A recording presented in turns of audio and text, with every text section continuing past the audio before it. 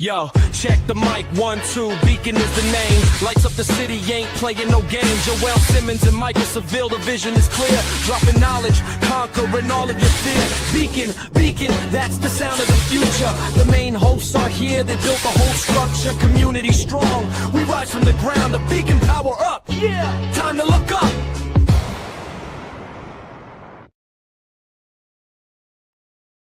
What is going on? What is going on, people? It is Community Beacon. I am one of your hosts, Michael Seville, here, your North Palm Beach real estate guy.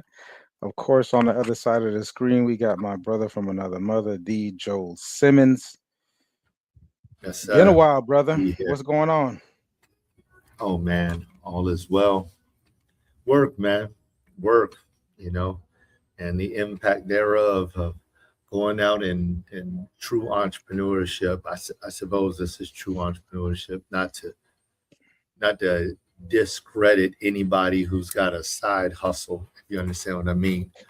But every single day going out, understanding that what you do is what you make, period. So it's been good. It's been a new challenge for me, and I've been embracing it. So as we talked about before, the process is something else, and really getting into the groove of it. I'd say this part. I spoke with a friend of mine on one occasion, and we were talking about entrepreneurship. And as we spoke, he said to me, yeah, man, that entrepreneurship is something else, because when it rains outside, this is in a reference to him being a truck driver. He said, when it rains outside, nobody can tell you. You can't blame it on somebody else when your paycheck isn't as large at the end of the week. He said, because you drive the truck and you are the boss. So if you didn't get up and go outside and drive the truck, or if you didn't make provision, then it's on you. And I love that analogy that he gave, right? I love that analogy. So I'm enjoying this season of life. It's different. It's expanded my brain, my mindset, right? So that's where I am, brother. I feel good. Yeah, we actually didn't even need to name the show. There's so many questions I have in regards to just that statement that you made. So that's interesting. Yes, there's a lot to dive into. The name of the show today is "What Happens When You Stop Running," and I think that's what Claude gave me. I put What's this up, Claude? Yeah, what's up, Claude? I put this thing in the Claude and it spit it out, and I'm like, you and I asked questions, and I was like, well, where are you going with this, Claude? I didn't even know what this. Actually, I think it was when the treadmill stops, or when the treadmill stops, or something to that extent. And I was like, well, let's make it a little bit more engaging by asking a question, Claude. And Claude said, okay. Responded with, and it gave me what happens when you stop running. And I think I think the way we can really dive into this conversation is definitely in regards to business. You're speaking about entrepreneurship and business. I think that'd be awesome to take a look at. I think, how do we do it as far as in our personal lives? There's some things that came up for me recently that I thought was interesting as we dove into this, and you spoke a second ago in regards to the process and the experience and how you're currently stepping into it. So I think those are some of the things we can kind of jump into. So personally, business wise, relationships, and probably we spoke about this pre-show, was kind of making this a series. And I think for me personally, the series was more so on because I have a lot of things running in my mind So it kind of like how it relates to all this stuff, how we're operating within it, human nature. You spoke about impact. I think that's huge. It was interesting. I was on a conversation recently with someone, and they were talking to me about the technical aspects of their business.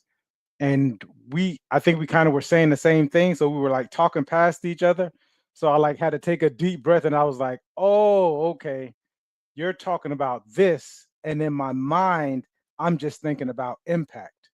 And so it's interesting that we're, the technically how and strategies that we use to get to something is kind of what he was wrapping his mind around. And I was just like, well, what's the impact of it? How does it impact the people that I serve? How does it impact my family? And most importantly, how does it impact me? And how I can express that and what I get in that. This year, and I told people, if you go back to December, December show, I said, this year for me is about joy, like things, being around people, um, persons, places, the environment, boundaries, and how do I make this joyful for me? I actually stepped out into what I heard you say, anyways, which was true entrepreneurship, which means that I'm not working a job and doing this. Although I've seen people who could do both, and I think that's awesome. But when I stepped out and left the city, it was exactly 10 years ago. And so I've been blessed enough to be around this long. Um, had a chance, and I actually posted it on Facebook. I actually wrote something in regards to it my first year, and I put it in my Apple Notes, and I was able to go back 10 years back and see what I wrote. And I was like, man, brother, your boy's a visionary. The way that what I wrote 10 years ago and the same conclusion that I've come to, here it is 10 years later. So I think awesome to jump into it. I don't know what do you want to start with, or we can kind of just start to frame this out for the next couple of weeks, how to look for the next couple of weeks. I believe it'd be good to frame it out. However, I don't see a complete framework just yet. And the only reason why I say that, because it's not that I don't see a framework, it's because I'm so interested in the conversation. I'm just very much so interested. Is my internet okay? You just froze up. I can hear you clearly. The screen is frozen though, however. Okay. I'm gonna go without the screen for a moment, and then I'll reset it in just a moment. But so I have like 4 things that came to my mind just based off of the topic, along with the 5 things that you introduced as possible subject matter for today, and some responses to some of the things that you were mentioning, even as we're kind of volleying back and forth some of the words. Some of the things that I think about when I stop running, you mentioned, right? Impact. I thought that was really great. And I would go as far as to say, add one additional word to that same category, impact and imprint, right? Also consideration. I heard you talking about that, because when you stop running, I think about a marathon, I think about a sprint whenever you come to the end, or I think about in a business run, a sales run, whatever, whenever you're getting into, a lot of times you get,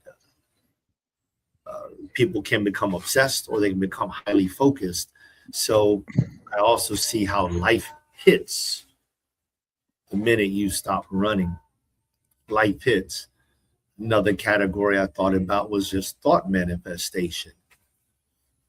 When you stop running, where were you when you started running? Where are you now that you stopped running? Where are you going? 3 questions. Then I also think about recovery. right? What do I need to re-up on? What do I need to power up on? And with recovery, also, what enhancements do I need?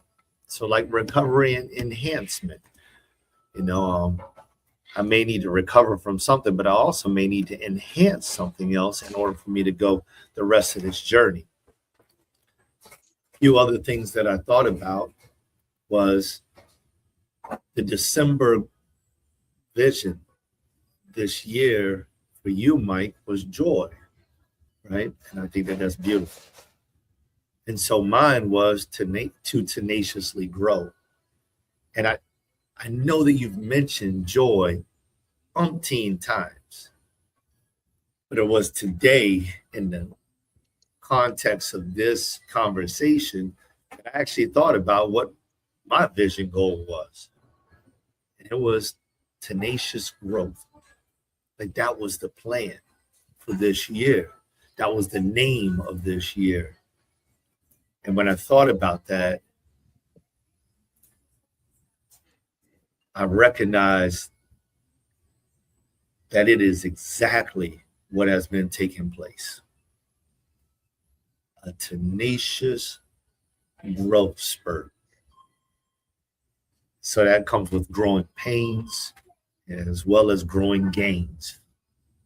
And as far as the process goes, because I am so prepared for this, and I don't mind adding you into this, and you can always deny it, but I would say because we are so prepared for these types of situations, I feel we have become extremely prepared for these types of scenarios, this type of situation, this type of acute vision, as well as this understanding of where we are, who we are, where we're going, that this present moment, even in the, if you will, the pains of it and the gains of it, it feels so right. It feels so good. I love to give you my expression on my face, but it's just like, it feels so good, so very good. And doesn't matter to me if a person came up to me, well, what are you talking about? The gains or the pains? Both. Yeah. I don't even want to attempt to get my camera right, because if I do, I'm going to miss something that you say. And I don't want to miss a word that you say. So we'll put it back in your hands. I'm just going to hang out here and see if I can get my camera working. And if I can't, I'm not going out. I just want to hear what you got to say. I think so good. What does it feel like in the, for someone to hear like the when you talk about the pains and the gains? It's interesting. I was on a phone call recently with a past client, which is awesome. Like, I don't even understand why I don't call these people more often. I've had some awesome people that I've done business with, and probably some people that aren't so awesome as well. That would rather not do business. Matter of fact, there was one that I was just like, if this person calls me again, I'm just saying my number changed. That's what I was saying. I'm gonna say my number changed. Right? Hey, hold on 1 second. Are you going to answer the phone and say my number's changed? Yeah. I'm messing with you. Mike's numbers changed, and it's not even, and it's not them, but because it's really a lot. You spoke about preparation, so even preparing people, like the expectations and what they should expect of you and what you should expect of them. And I think oftentimes when you are in the position of providing the service, you don't necessarily prepare people for your process. Most of us don't even have a process, right? Like sometimes we just wake up and we're winging it. Like, what is life going to throw at me today? I'm gonna wing it. So I think one of the things we'll definitely get into is the standards. But I digress. I was speaking with her, and she was talking about, she had taken on a supervisorial position, and she has some direct reports. And She was talking about one specific direct report, and I'm just like, when you go through those different situations, like first off, it's if you're open to it, there's a lesson to be learned in it, right? Just like I just told you about that client, there was a lesson for me to learn in this client with this client. So if I have said that I was in business for the last 10 years, hopefully I would have learned some lessons whilst doing it. Otherwise, it'll catch up to you, right?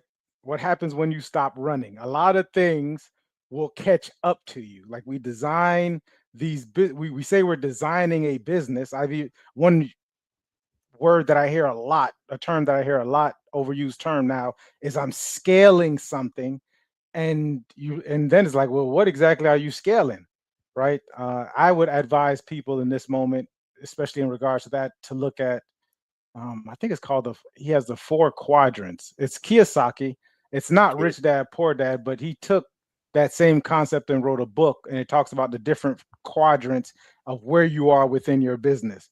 So people tell me, like, when they're scaling, I'm like, oh yeah, so if you don't go in tomorrow, what happens? You're right. Like if this doesn't happen, what happens? Like that scaling. Scaling means that I can take some time off, and I can, and the business will still continue happening, right? Not necessarily that it won't miss a beat. It's still your business, but it will, the basic functions will happen. So we get to talk about those different standards. I digress.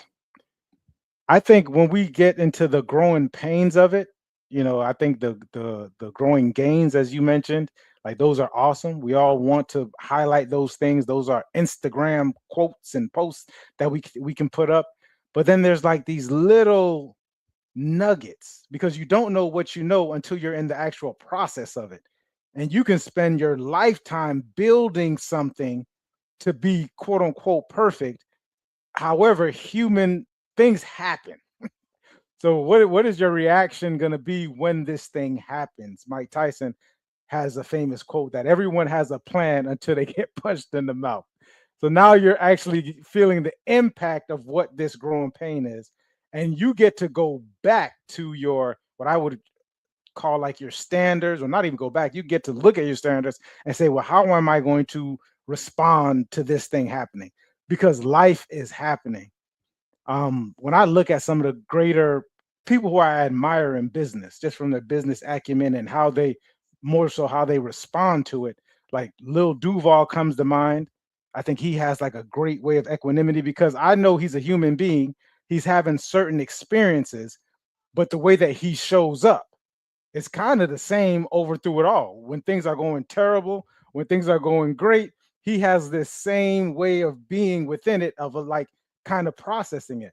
I like Russell Simmons. I think Russell Simmons is awesome when it came to it. I think Russell Simmons reached like the upper echelons in this business.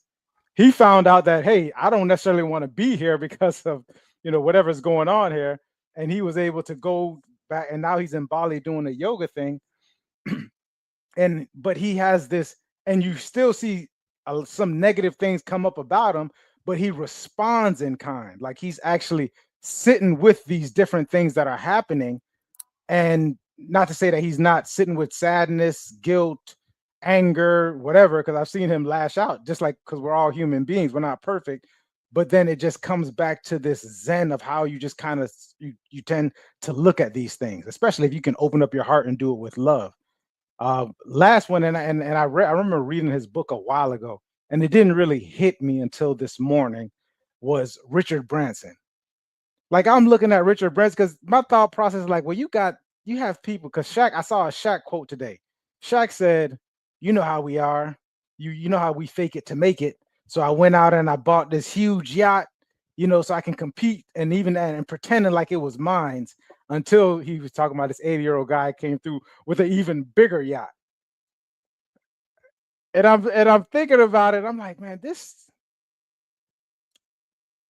Shaq is a multi millionaire. Like Shaq is not in poverty, right? He's not struggling when it comes to finances. But having even that thought, and he's talking about when he was younger, the thought of like almost, it's not enough. right? Like I'm not enough. This is not enough. I need to, because it was his words, not mine. I'm pretending like this is mine, right? And so it's like, imagine someone who's not nowhere close to that position, but we still tend to do it through, whatever means it is. It's almost performative in nature. The whole fake it until we make it, and I think there's two different aspects of it. But I mean, physically pretending to be something as if what you are is not enough. I think that's going to go into a super deep dive when we do that. I might even cry because there's this thing about operating from a place of not being okay and what you're not having being okay. So this, to me, when you start to experience that, you start to chase things. And one thing about entrepreneurship over my last 10 years, I get sold to, everybody's trying to sell me something, right? And they sell it from a place of fear and or hope. Either you should fear this or you'll hope for something, as opposed to being, you know what? And what I've started to like really relate to and resonate with is like, it's not much that like this thing is gonna happen. The thing that I spend the most of my time now in the last couple of months is really like my standards and my principles. Like that, I'm like like the moment something comes across my desk and it's not for me. Yeah, nope, can't do it. And I don't even really have to give a proper explanation for it. It's just no, I'm not. Nah, think of me in the future. Whatever it is that it comes out, but it's not for me. Or things that like really call to me. It's like, oh yeah, because I was operating and I was taught to operate from this chase, convince, close, chase, convince, close. And now where I'm at, it's more like, okay, it's attract, serve, trust. That I'm just cultivating these different things. I'm cultivating attracting the people that I wanted, or the things and people and whatever that I want to deal with. I want to serve those same people that are already there, already in my life, already understand. And then just cultivating the trust in that relationship to where it's like, okay, this is what I come to expect from Mike.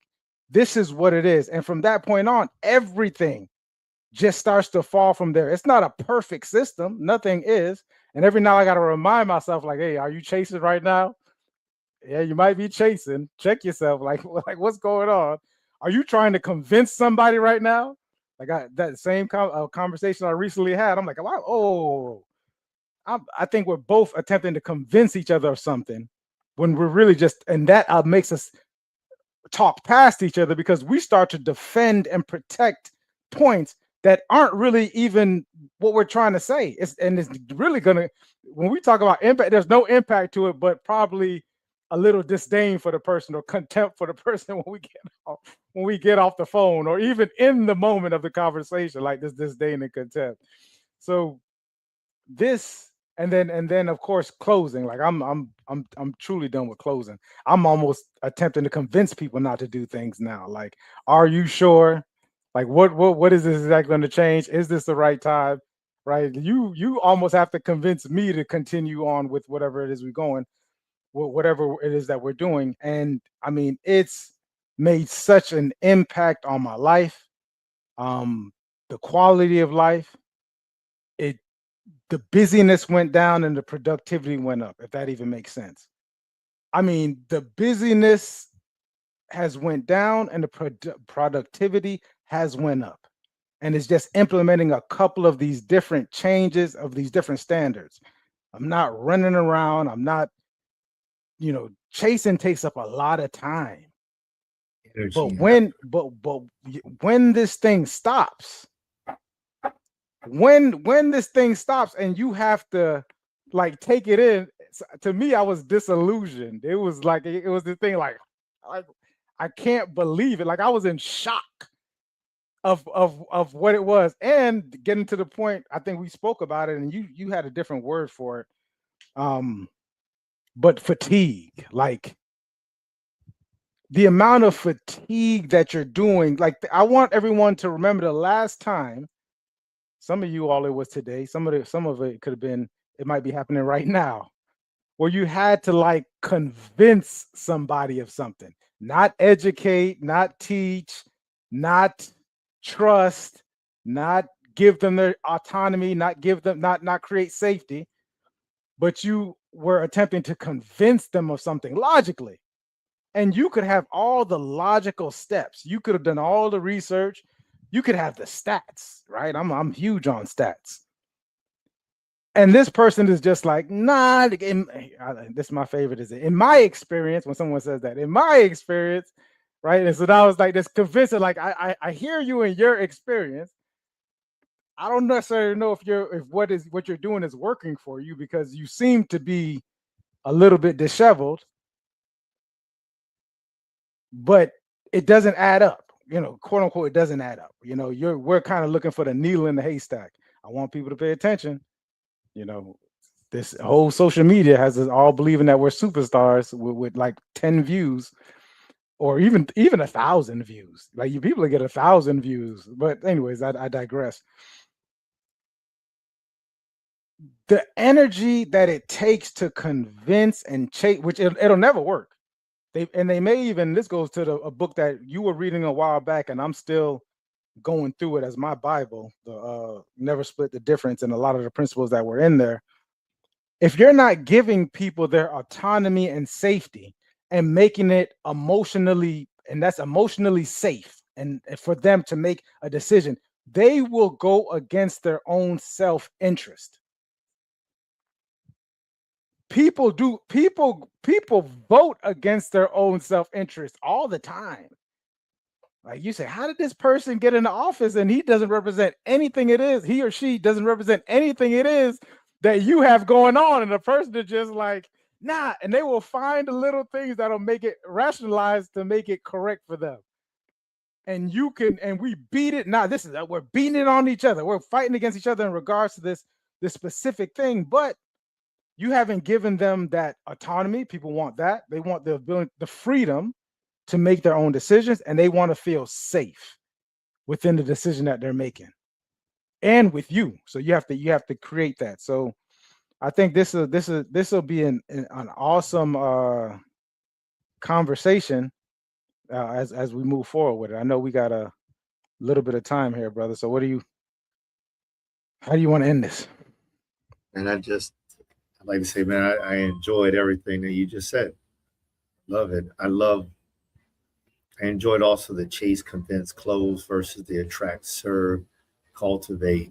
I'm taking that with me. Those are some of the notes, some things that I want to take with me. Operating from a place of not being okay. I thought about the adverse of that statement because I like that statement so much. And the first thing that came to my mind is, not that one. The statement where you say you don't know what you know until you start building something. I might have got some of that quote off a little bit, but I thought of the adverse of that. You don't know what you don't know until you process what you thought you knew when it didn't work. And like for me, to the whole world, it's like these are things that I am currently going through. So in this series, you're going to hear some stuff. Like Mike said, he might cry, maybe I might too. Because I'm like going back and forth. I'm going from this level of sheer fatigue. I'm talking about pushing 22-hour days, right? And and then all of a sudden it's like, okay, this is the quote unquote, for me, you all will learn more about it, quote unquote soft opening, which is like not a soft opening, just a little event. Gather some people together, don't tell anybody really what's even going on. Just kind of like put a little blurb out there. Whoever shows up, you show up. And in the middle of that process, like a day or two before that, I looked around. A buddy of mine, shout out to Ramon Barber. He had stopped by. He stopped by and he was like 2 days before. He stopped by on a Thursday to help me with something. And he looked around and he was like, when are you gonna do this thing? I'm like, well, we're gonna open up a little soft opening tomorrow. Now, he didn't say anything until after he came the very next night. And he walked in the door and he was like, yo, yesterday this place was not looking like it was ready. And what I'm sharing with you all is that between the time that he had left and the time that the place was ready, I had given I let everything go. And I decided whatever will be, will be. Whoever will come, will come. And whatever will happen, will happen. And that's just the end of it. And so from that point, there was absolutely no stress in my heart, in my mind, or in my body. I slept that night. I got like 6 hours, maybe 7. And I got up, got me a little something to eat, a little bit of coffee, and I went in, started to work. And then I told my partner, I told him the same thing I just said. Whatever is going to be is going to be. And that's it. Because it was radiating stress. Whatever's going to be is going to be. Whoever's going to come, they're going to come. And when the time showed up, our sponsor was there in the room, and the guest was in the room, the guest speaker was in the room, and nobody else was there. So I came out, I had freshened up, came out. I was like, all right, let's get started. That's it. It's just the 6 of us here. Said there may be people coming. There may not. Let's get started.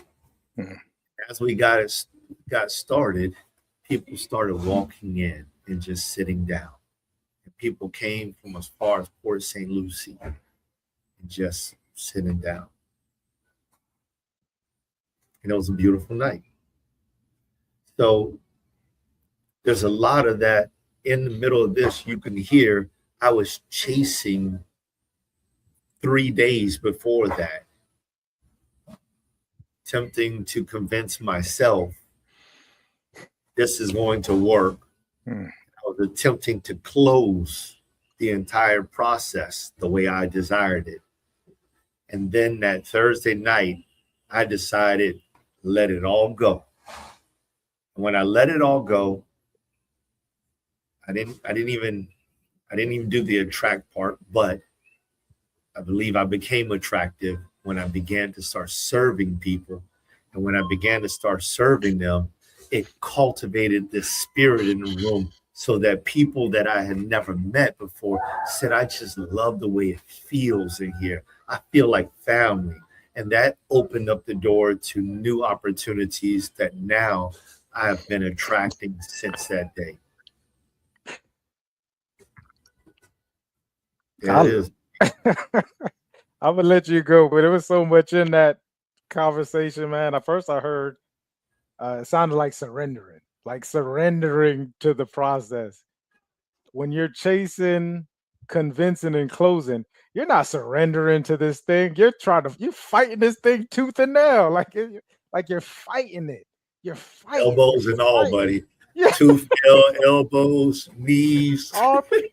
Off the top rope, and then I'll bring it home because I know you got to go. Last thing was that you mentioned was I started to you said it was like within yourself, because it was like you were chasing and convincing yourself of something. I want people to understand that I'm gonna tell you when mental fatigue can tend to start to hit in, right? I don't know if this will resonate with anybody, but it kind of struck me when I thought about it, was that it's the difference between your standards and your whatever this reality it is.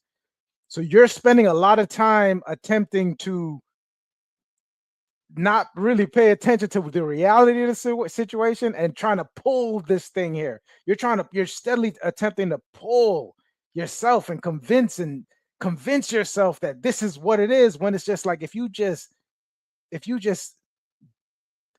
start to accept it and just surrender to what is going on, it's tomorrow is this soft opening. I'm going to get, to my loving and present self, and I'm going to perform. I don't care if it's just us in this room or it's 1,000 people in this room. They're going to get my presence because these people came to engage with me. I attracted from whatever I was doing. I attracted these people. So when I get to, and I know how you get to serve it, like it can't. People can't help but start to feel the trust. It's not even, you don't even have to show them and numbers or whatever. It's just that'll come later. I'm sure it's there, but it's just this. Oh, I trust this guy. It's something about it. They might not even had an idea yet, but it starts to percolate in their mind. Like, well, maybe I could. You know what I mean? And all these possibilities start to come together. I was getting goosebumps as you spoke about it, right? The surrendering and the attracting and the serving and the trust within it. And this is super new, and this business specifically is super new, but all of your experience in life is going to is there, and it's extensive. Right? It's an extent. It's extensive because a long time ago you said as you were growing up, and I've never forgot this statement. You said, "I just felt everything." You know what I mean? You said it. You said it. You said, "I felt everything." Right? So people who are attracted to that, who want to be around someone who's present, someone that's going to hold space for them, someone that's going to be able to and I think that's the most important thing, see them, not this identity that we put off. I not and there's nothing wrong with your identity, but when you're in a room and someone actually sees you, like the words don't even have to really come out. It's just, oh man, I'm this person is seeing me and holding me, and it's going back to it, I'm safe within this space. What comes from that is so natural to us. It's interesting how we've been taught a different way, and I'm sure it works from time to time, but the natural thing that comes out of us, right? This expansive nature to the ability to create and multiply when you are actually at your core self, and it's just that feeling. And it happens all the time here on Community Beacon. Sometimes I come in here and the day didn't go so well, right? And the brother and I get to talking, and what comes out of the conversation is just like that's we say iron sharpening iron, and it sounds rough, but that's actually what it is. It's this naturally occurring thing that's happening, and it feels to me light. If I were to say had a feeling to it, it's like this light feeling of creation. So man, go check the brother out. I know I kept them. We went over long. Community Beacon people, we're back. Yeah, man. Hey, thank you, bro. I accept every single word you just poured into me. Felt that. Till next time. Next Thank time, you. y'all. Peace.